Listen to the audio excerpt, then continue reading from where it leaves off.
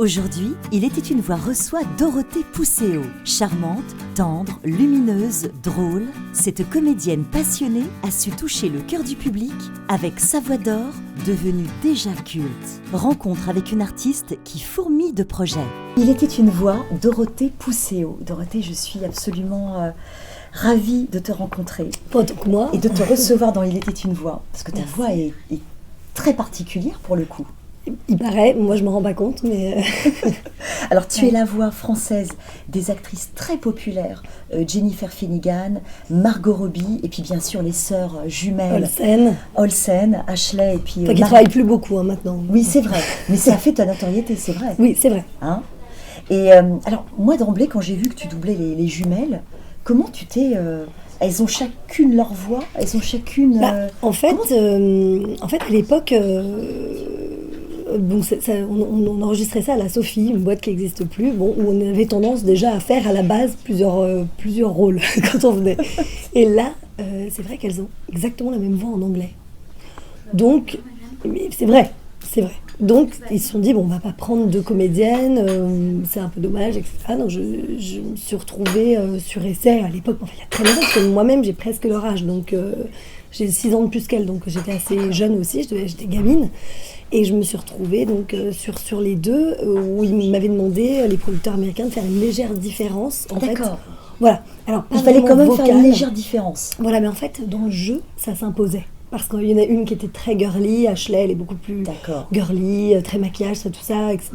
Très fringues, mode et tout. Et l'autre, Mariquette, elle est plus sportive, elle aime le basket, elle aime les trucs un peu plus rentre-dedans, plus garçon manqué. Et ce qui fait que de toute façon, ça s'imposait. Voilà, en fait, ça s'imposait, leur tempérament. Voilà. Et ce qui est drôle, c'est que moi, avec le recul, quand je l'entends, j'entends aucune différence de voix, mais vraiment aucune. C'est marrant. Et que c'était plus dans le jeu en fait que ça se passait quoi. Mais ça du coup, fonctionne. Ça fonctionne parce que du coup les gens me disaient ah bon t'as fait les deux.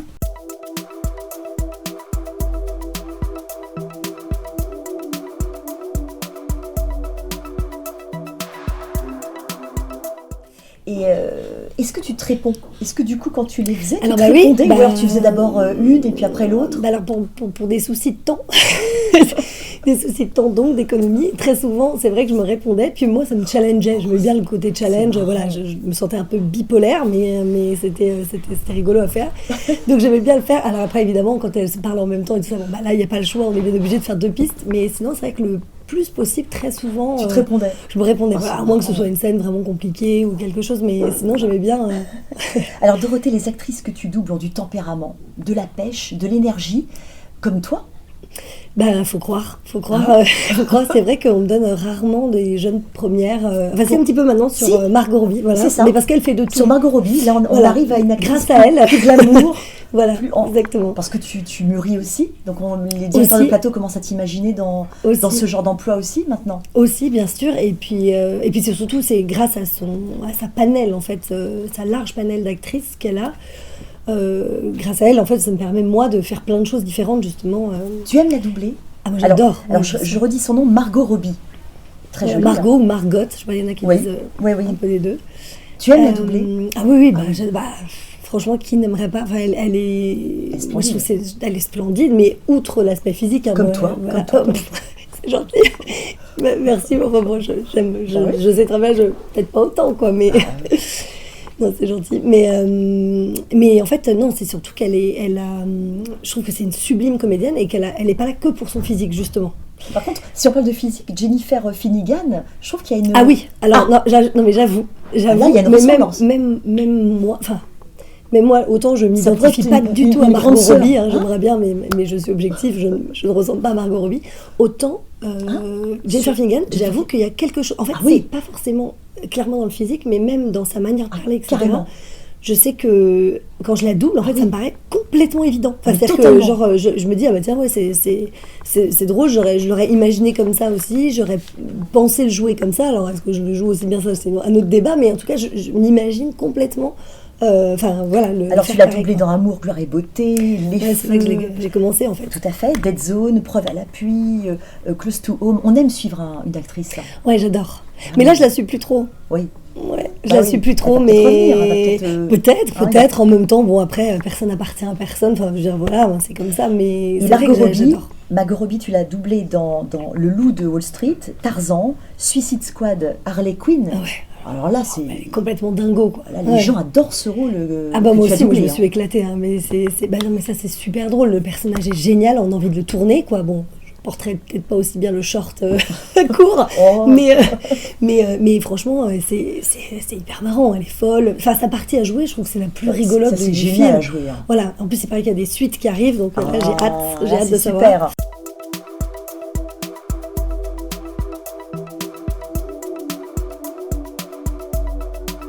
Voilà. Alors dernièrement, moi, Tonya, Ah oui, Terminal. alors là, c'est vraiment dans I, Tonya que je me suis rendu compte de l'ampleur en fait de l'actrice C'est ça. que c'est. C'est-à-dire que dans le Loup de Wall Street, elle est représentée comme une bombasse, comme une bimbo, etc. Donc elle fait ça très bien parce qu'elle est sublime. Voilà, elle l'est. Voilà. Donc, Et après, dans les scènes d'émotion avec DiCaprio, elle est très bien. Bon, mais j'ai envie de dire, c'est pas forcément ce qui est plus dur à jouer que de Tout à pleurer, fait. on t'arrache ton enfant. Tout Bon, à fait. je veux dire, bien filmé, bien monté, bien répété, normalement, tout le monde. Bon. Donc je me disais, oui, elle joue bien. Mais pour moi, elle n'a pas encore prouvé grand-chose, enfin, c'est à mes yeux en intéressant, tout ça. cas. Ah, c'est intéressant. Mais ça. je m'étais pas dit, genre, ah ouais, ok, respect, quoi. Et là, en fait, j'avoue, dans I, Tonya, j'ai Là, elle été t'a bluffée, surprise. quoi. Elle et le réalisateur, enfin, ça a été les deux points forts du film. Je me suis dit, mais c'est incroyable, quoi. Alors C'est- pourquoi ce rôle je n'ai pas vu le film. Ben, c'est non, mais quoi, alors déjà, ce qui m'a fait halluciner, c'est que donc c'est sur l'histoire, en fait, de Tonya, donc c'est une histoire vraie de cette patineuse, etc. D'accord. Et en fait, ce qui m'a le plus interloqué, c'est qu'elle a fait toutes ces scènes de patinage elle-même. Et là, je me dis, Wow. mais c'est pas possible, comment c'est possible, quoi. Bah oui, elle a pris 1 an de cours de patin à glace, puis elle a fait ça. Je dis, attendez, mais moi, même si je fais 1 an de cours de patin à glace, je pense que je fais pas ça, quoi. Je fais pas un axel ou enfin, j'en sais rien. Enfin, j'étais à l'école C'est des enfants incroyable. du spectacle avec plein d'enfants patineurs quand j'étais enfant. Ouais. Et donc je les voyais. Et les gars, ils patinaient 5 heures par jour pendant des années avant de faire. Donc je me dis, mais comment c'est possible qu'elle arrive à faire des trucs comme ça au bout C'est d'un fou. an? Enfin, c'était incroyable, quoi. Elle avait une. Ouais, enfin, t'as l'impression qu'elle est douée pour tout. Tu vois, c'est le côté, tu te dis, mais c'est quoi cette fille, quoi, elle sort d'où? Elle fait faire ça, ok, bah je le fais, y a pas de problème, je le fais hyper bien. Je vais faire ça, bah ouais, ok, ça aussi je le fais hyper bien. Tu te dis, mais c'est dingue, quoi. Mais oui. Excuse, pas de problème. Mais ouais, non, mais c'est ça, quoi. Et donc elle m'a vraiment fait halluciner, quoi. Et là, il y avait des scènes super à faire et où elle était incroyable, quoi.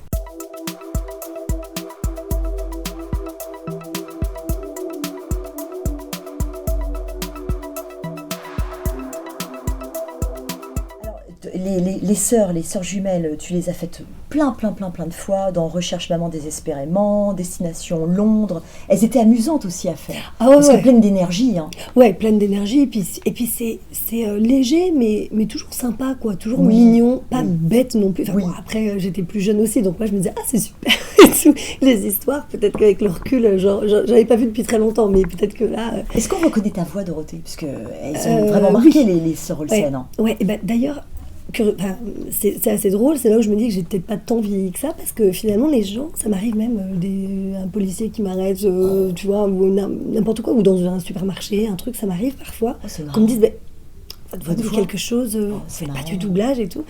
Alors j'ai dit c'est drôle, et à chaque fois, mais enfin 9 fois sur 10 au moins, les gens, c'est les jumelles, quoi. Ils font, mais vous faites les jumelles Olsen, soit ça, soit les habillages Disney Channel, que je fais toujours, qui marquent pas mal et Tout à qui fait, passent j'allais t'en beaucoup en parler. boucle, les habillages, Alors, évidemment ça passe. Tu m'as fait la transition. Tu es une voix incontournable de Disney. Voilà. Donc des chats, tu fais des chats. J'ai fait des chats. Des chats. Tu fais Disney Channel. Et puis Le Roi Lion 2, La Princesse et la Grenouille, Oui. Les Mondes de Raph. Alors là, Les Mondes de Raph. Ralph. Pardon. Ralph, ouais. Les Mondes de Ralph. 1 et 2. Un, Le deux, 2 qui sort bientôt. 1 et 2. Et là, tu es très aimé là-dedans. Très aimé. Il y a beaucoup de fans de ta voix. Bah tant Donc- mieux, je pense que c'est parce que j'y ai mis tout mon cœur. Non, j'en sais rien, j'espère. Moi, alors, c'est vrai que j'adore les dessins animés. Oui, c'est ce Vraiment. que j'allais dire. C'est un exercice que tu aimes, les dessins animés. J'adore ça. Mais j'adore ça. Mais je trouve ça, en fait la réponse, enfin, mon explication, c'est que... Tu peux lâcher prise. C'est que je peux faire... Non, mais c'est surtout que je peux faire un peu ce que je veux. Et tu crées. Voilà, c'est ça. C'est qu'en fait, le doublage, j'adore ça. J'y suis venue après le théâtre. Enfin, j'ai commencé au théâtre, puis en tournage, etc. Voilà, et ouais. ensuite, j'adore. Mais c'est vrai que on est obligé, enfin on est là pour ça, on est employé pour ça, pour copier quelqu'un d'autre. l'original. Enfin, je veux Oui, dire, tout à voilà. fait. Alors, on essaie justement, moi, ma difficulté, c'est en plus comme j'ai une voix marquée, je le sais, c'est que j'essaie aussi au maximum pas qu'on me reconnaisse pas, parce qu'on me reconnaîtra, etc. Mais je veux dire que de me détacher, de me détacher de ce que moi j'aurais tourné, de ce que moi j'aurais joué, enfin en me disant tiens je l'aurais tourné comme ça, et de recevoir vraiment ce qu'elle fait. Vraiment essayer de comprendre, vraiment d'analyser vraiment ce que la comédienne fait pour essayer de rendre hommage, quoi, et de copier ce qu'elle a fait, quoi. Tout à fait.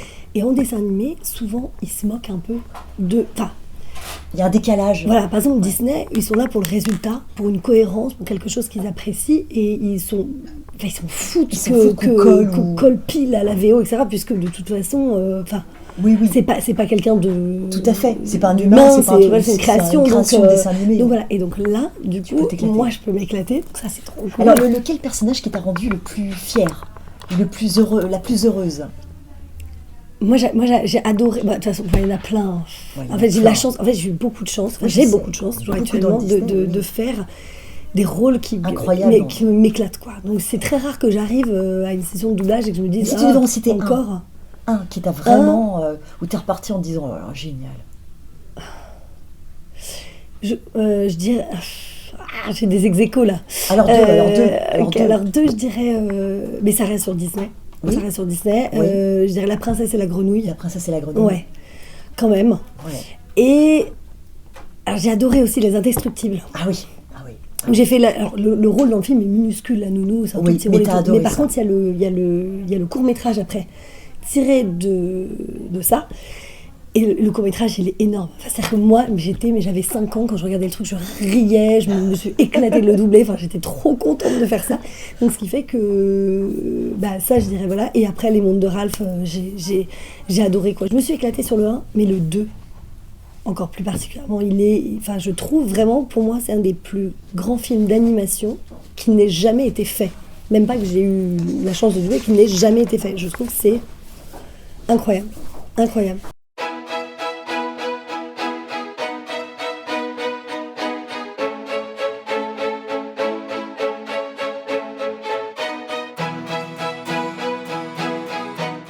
Tu as également doublé Les Notes Parfaites, Scarlett Johansson. Ah oui, c'est vrai que je l'ai doublé. Ouais, mais il y a longtemps. Il y a longtemps, elle était jeune. On a le même âge, pareil, à peu près, je crois.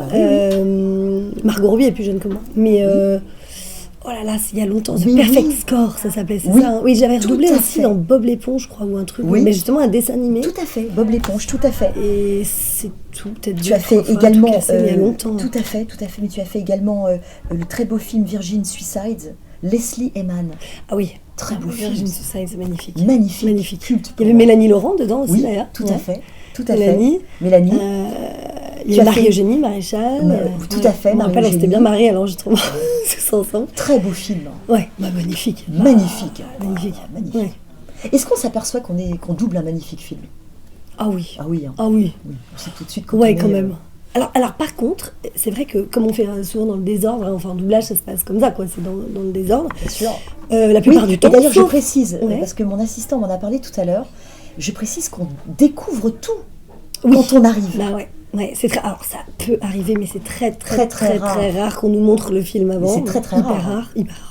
Normalement, on arrive, on fait tout. On arrive, on découvre, voilà. D'où l'importance capitale du directeur artistique, parce qu'il va vraiment bien nous amener vers ce que le réalisateur a voulu en anglais, quoi. C'est-à-dire nous expliquer le personnage, pourquoi il est là, quel est son but, quelles sont ses failles. D'ailleurs, Dorothée, tu es toi-même, tu as une double casquette. Oui. Tu es aussi DA aujourd'hui. Oui. Tu aimes ça? Un petit peu, j'en fais pas beaucoup. Mais tu aimes le faire? J'aime bien, j'aime bien, parce qu'en fait, je trouve ça hyper riche pour mon métier de comédienne. C'est-à-dire que d'être obligée, justement, d'analyser pour les autres, pour les copains, de dire, tiens, tu vois, là, je trouve qu'elle est plus fragile, mais en même temps, ça t'apprend à avoir le recul. Ceci, cela dans son passé, ou ceci, machin. Et du coup, j'analyse beaucoup plus les personnages pour les autres, et ce qui fait que moi, à mon tour, quand je me retrouve derrière la barre, T'arrives à avoir ce recul aussi. On n'a pas forcément ce recul. Et en fait, ça, c'est vraiment. Je m'en rends compte maintenant. Enfin, tu vois, il y a 10 ans, je t'aurais dit. Non, je crois pas. Mais... Tu as fait aussi Elsa Pataki dans les Fast and Furious. Ah oui. Très belle aussi. Ouais, super. Sublime. Dans La Momie, tu as fait Annabelle Wallis. Ouais. Beau doublage aussi. Ça. Ouais, super. Super comédienne aussi, vachement bien. Ouais. Et moi, j'adore les films comme ça. J'adore les films d'acteurs. Moi aussi. J'adore. Et là, genre, il faut aller au ciné. Il faut que ce soit en Atmos, si possible. Comme moi. Il faut que ce soit sur grand écran. Oui. Et puis un truc atypique, un truc qui te fait rêver, qui te fait débarquer. D'avoir 5 ans et de voir des explosions partout. Donc je me suis régalée. J'étais contente parce que comme ça, je voyais les scènes plein de fois. Et en plus, le film n'étant pas fini, on avait quelques scènes à la fin où on voyait, tu vois, les petits trucs qui n'étaient pas encore incrustés dans l'image. Et donc, quand tu es là, on fait ça comme ça. Oui. Attends, c'est de bruit. C'est marrant. Et après, tu vois le résultat final. Les fonds verts. Voilà, c'est ça. C'est ça.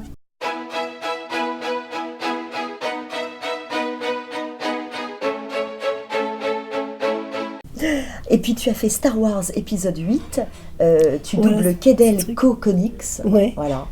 Tu fais plein de choses. Et tu tournes aussi pas mal, Dorothée. Alors, tes belles rencontres, c'est Les Inconnus. Et puis c'est Éric Judor aussi dernièrement. C'est Éric Judor dernièrement, carrément. Et puis aussi... Notamment avec Problemos, voilà, qui est sorti il y a 1 an et demi. Oui. Tu as fait Les Rois Mages, tu as tourné dans Mohamed Dubois, où tu as rencontré d'ailleurs Éric Judor. Exactement. Pourquoi j'ai mangé mon père, là tu faisais Là, c'était une très belle rencontre avec Jamel. Jamel. Voilà, parce qu'en fait, le résultat du film, il paraît court, parce que le rôle de Myrtille, par exemple, est petit, sauf que je fais pas que la Myrtille, je fais aussi plein d'autres personnages dedans. C'est formidable. Et c'est génial. Et ça, hein. c'est une expérience de dingue. En fait, c'est une expérience qui a duré 2 ans. Mais 2 ans vraiment. Incroyable. Parce que j'ai été repérée en tant que comédienne de voix par Jamel pour faire les voix témoins en fait. Voix témoins. Du scénar pour qu'ils aient avec Nathalie Holmes d'ailleurs. Avec Nathalie Holmes, voilà. On nous en a parlé. Michel Elias et Jean-Claude Donda, tous les 4. Donc on a fait 2 garçons, 2 filles, on faisait tous les rôles à 4. Super. Et en fait, donc Jamel était là à chaque séance pour nous diriger. Formidable. Voilà, et grâce à Nathalie d'ailleurs, parce que c'est Nathalie qui avait parlé de moi, et donc je me suis retrouvée là-dessus. Et en fait, on enregistre comme ça avec lui, et puis il me dit, et puis moi j'adore écrire. Je t'écris un petit peu, pas du tout en doublage, mais un peu en tournage, où je gratte quelques vannes ou des sketchs, vraiment. Ah oui, très bien. Et je suis débutante, hein. Mais bon voilà, j'adore. Et donc en fait, je proposais plein de trucs, mais comme je propose de toute façon en tant que comédienne, j'aime bien proposer des choses, quoi. Après on prend ou on s'intéresse pas, quoi. Et donc en fait, je propose des trucs, et puis il me dit mais c'est drôle, c'est sympa. Puis un jour il vient me voir au bout de la 6e séance, il me dit mais dis donc, j'aime bien ce que tu fais, et tout, tu voudrais pas passer le casting? Moi je dis non Jamel, tu ne m'intéresses pas. Bah oui bien sûr évidemment. Et donc je fais oui ok bien sûr.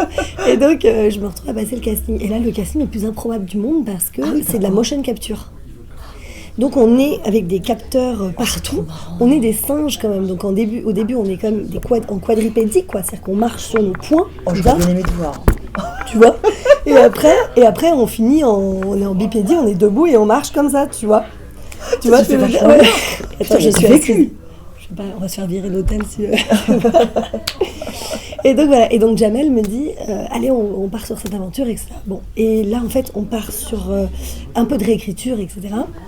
De dialogue, qu'il fait, et nous on propose notre patte. Parce que ce qui est génial avec lui, c'est que justement, il laisse la porte ouverte à tout. En fait, c'est à toi de proposer. Il est hyper à l'écoute, c'est un bonheur. Et ensuite, on a eu du coaching pendant 1 an. Coaching par un coach pour justement apprendre les vrais mouvements justes des singes. Mais là, tu les as parce que franchement, là, je les vois. Et encore, je pratique plus. À l'époque, j'étais très singe. Mais tu vois, mais c'est surtout, par contre, ça te tue. Je te dis pas. Les épaules, les poings. On avait des gants parce que ça tue. Quand tu galopes à 4 pattes comme ça, tu vois, sur tes poings, tu te tues. Quelle expérience! Mais c'était dingue. Et après, il y a 2 mois de tournage de motion capture après l'année de coaching. Où on a fait plein de voyages. On est parti à Marrakech chez Jamel justement pour bosser tout ça. Et ensuite la post-synchro. Donc tu vois, entre le début et la fin du film, il s'est passé des années. Et du coup on est resté hyper proches avec Jamel. On se voit toujours souvent et on suit et voilà. Et il est on l'embrasse très fort. Et il est surtout d'une fidélité incroyable. Et dès qu'il peut proposer quelque chose. Mais comme Éric Judor.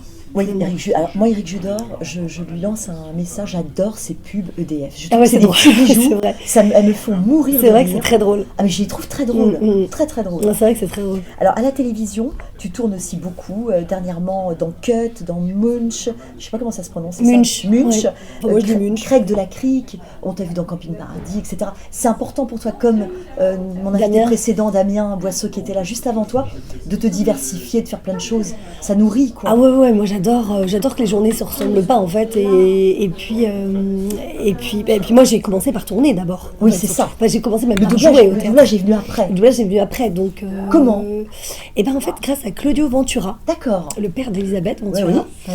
qui est un peu comme le deuxième papa du métier, quoi, pour D'accord. moi. Un jour, en sortant du théâtre, tu sais, à l'époque, il y avait les gens qui t'attendaient pour demander des autographes, avec leur calepin et tout. Enfin, c'était un truc qui s'est vachement perdu maintenant, mais bon, voilà. Donc à l'époque, les gens attendent à la sortie pour plein de gens, quoi, pour demander des autographes. Et moi, il m'arrivait, même à 8 ans ou 9 ans, d'en signer, tu vois, c'était rigolo. C'est rigolo. Et avec mon écriture de mignon. bébé, tu vois, bon. Et en fait, un jour, Claude Ventura m'attend à la sortie et me dit, il faut peut-être pas que moi, mais bon, il était à la sortie, puis il me dit, dit-on, parce qu'on n'est pas énormément, maintenant un peu plus, mais à l'époque, on était vrai. pas beaucoup d'enfants comédiens, Mais il n'y a oui, pas tant que ça, mais tu oui. vois. Mais même maintenant, il n'y en a pas non plus, tout le monde ne fait pas ça. Et C'est donc, vrai. il me dit, bah, ça te dirait de faire du doublage? Et moi, je lui ai dit, je sais pas ce que c'est, mais pourquoi pas. Voilà, et donc je partais, Ah, j'avais c'est pas trop tout ce que mignon. c'était, évidemment.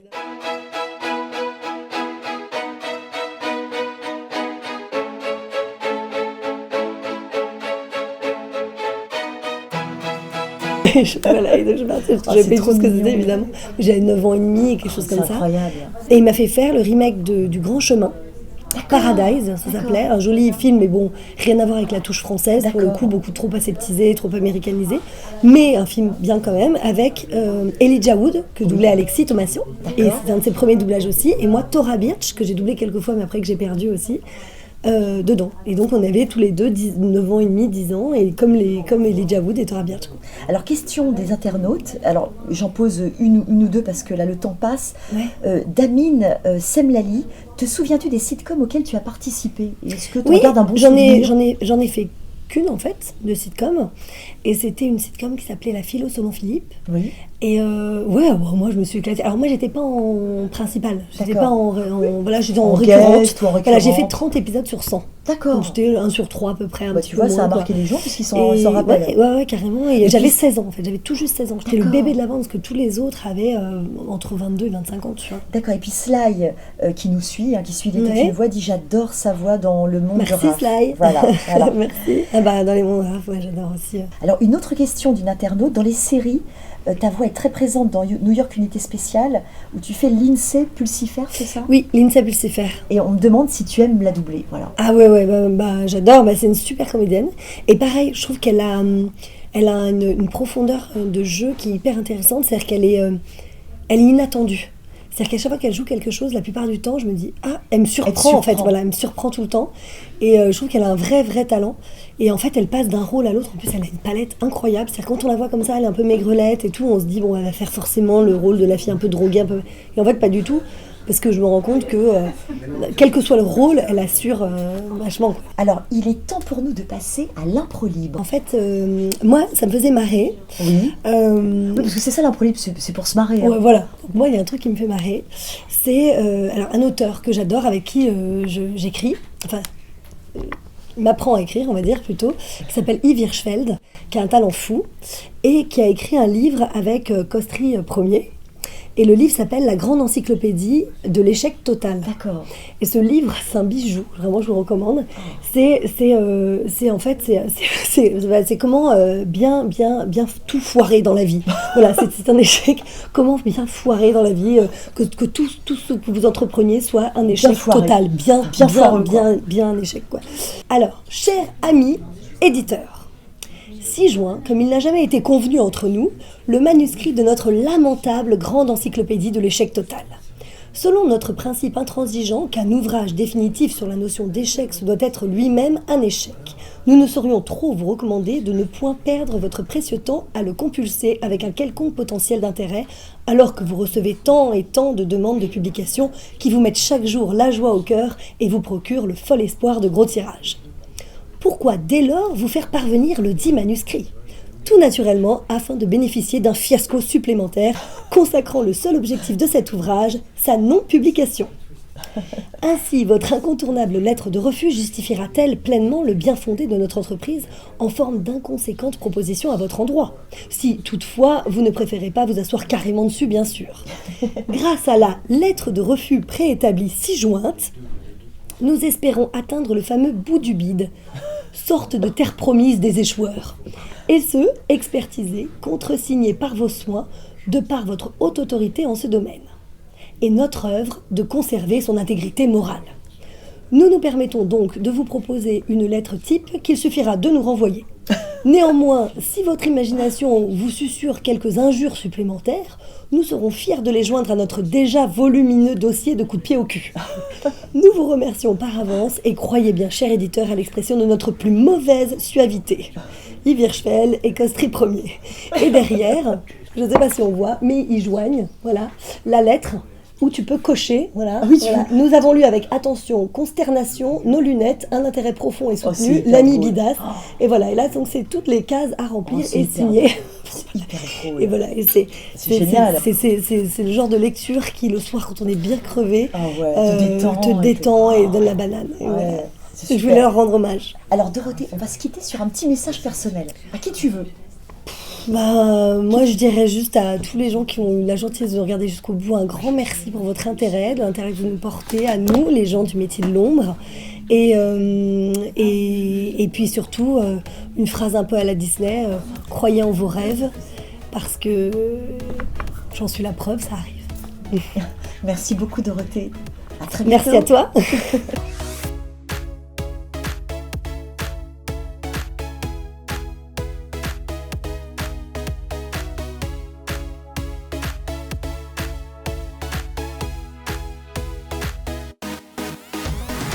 Un grand merci à Dorothée et à très vite pour d'autres belles rencontres.